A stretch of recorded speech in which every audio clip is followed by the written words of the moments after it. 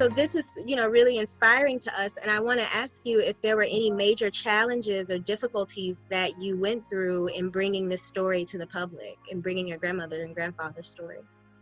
There's a lot of family stuff going on here. My grandmother, my dad, who was raised on the show, and him not really knowing that Leon Claxton was his father until after the show ended, because Leon Claxton was married to my grandmother's sister. When I was around 16 years old, my Aunt Gwen passed away and the motel closed. That's when my father told me Claxton was his real father and my real grandfather. It felt like sad and secretive news that I really shouldn't be discussing. So, despite my desires to know more about my real grandfather, I didn't ask questions about Leon Claxton.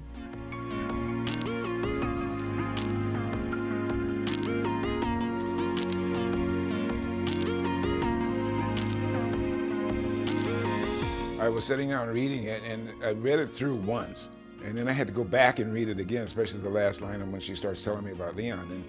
And I started to cry, and I don't know if I was crying because, I felt sad for her, because you could tell that she was in pain writing it, or if I was crying because of all the denial, if you will, of who my real father was. I think over the years after she told me, it was more of an anger, because I felt cheated, if for no other reason, that for all of those years, I was, and my brothers and sisters were denied the fact that we were brothers and sisters for all those years because of whatever their vendetta hate was. And it wasn't necessary. Even if she didn't sell me to them, even if they didn't adopt me or whatever, there's still no reason why we couldn't have been my half brothers and sisters. And they should have been able to tell us that. And Leon Jr. and I both agreed with that feeling, that it was a waste of our time. Fortunately, Leon and I had a chance just before he passed away. We spent a week together down in Key West. We went out, we drank, we cried. It was good. To this day, I'm blessed. How did you come to forgive them? In prayer, praying about it, in my prayers and talking with God. I'm a Jesus believer. And all those things came to where I wasn't, who am I to judge somebody? And who's to judge me? These things do happen. And so I asked God's guidance and His forgiveness. And that was it. It just vanished. I went on. From his early work on Ringling Brothers Circus, to his vaudeville days in Chicago, to his renowned Afro-Cuban musical production, Harlem in Havana, Claxton left a legacy that has impacted his family, his community, and the world. When you saw the Harlem Revue or the Harlem in Havana or his earlier shows, those were shows that you could tell he had put his body and soul into, and they were the quintessential Midway girl show.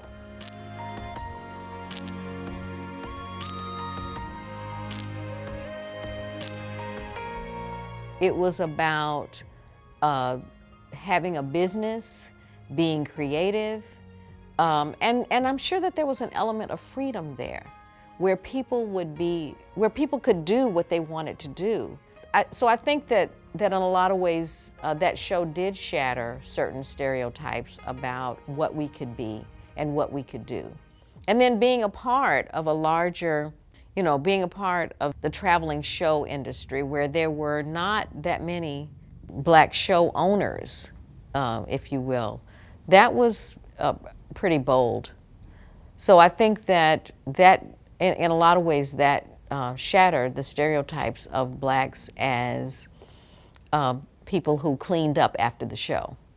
You have Black history, number one. Blackness in itself, we could spend hours discussing and talking about everything. And then on top of that, you have, striptease history, burlesque history, which is notoriously difficult to find. And then on top of that, you have your family history. So, my hat tip to you. Thank you so much for sharing everything. You're welcome, yeah.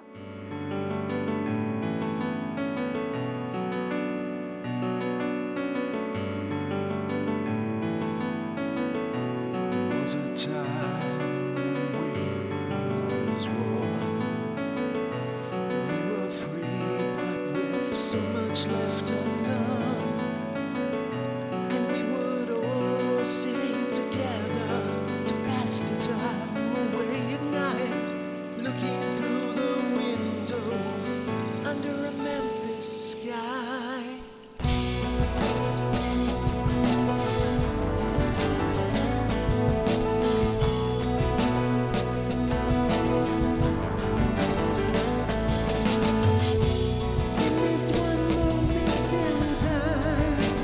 So alive, holding on to right now, not a care in the world.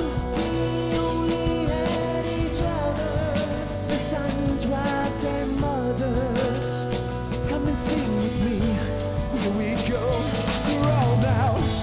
I can hear the sound of the five pennies in my hand. Can you hear the crowd say, hey? Step right up, folks, with me under a Memphis sky. Step right up, folks. Your legacy, I tell you why.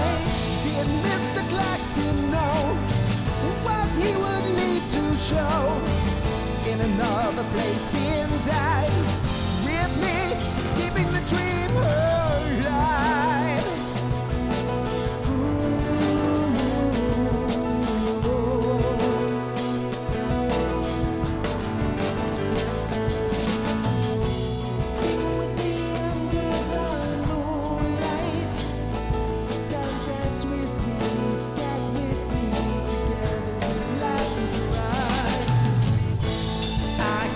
The sound of Chuck Berry playing in my head. Can you hear the crowd say, hey, no more time if you can. Step right up, folks, with me under a Memphis sky. Step right up, folks. Your legacy, I'll tell you why. Did Mr. Claxton know what he would need to show in another place in time?